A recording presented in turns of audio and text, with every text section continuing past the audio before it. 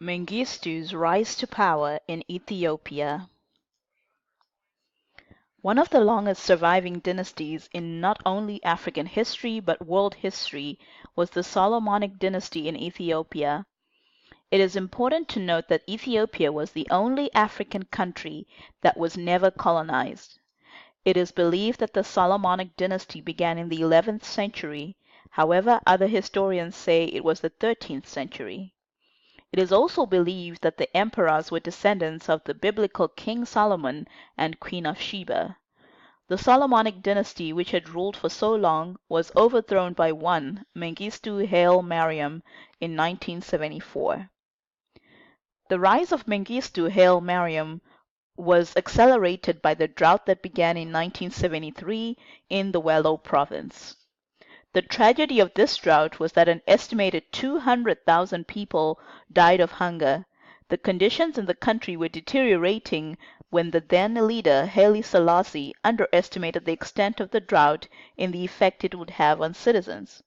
The drought-stricken farmers, students, and workers began protesting the Selassie Empire.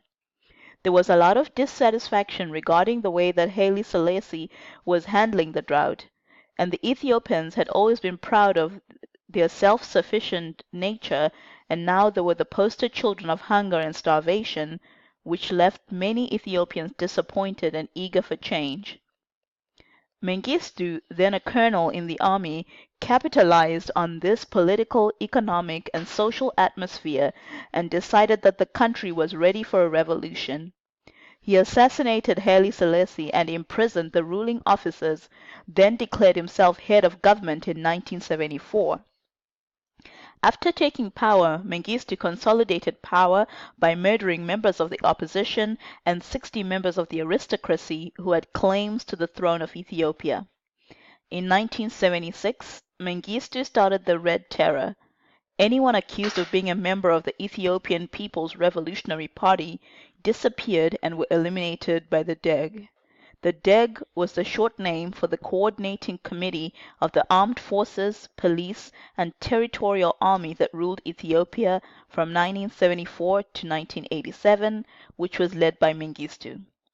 Human rights groups estimate that about 500,000 people were killed by the Deg.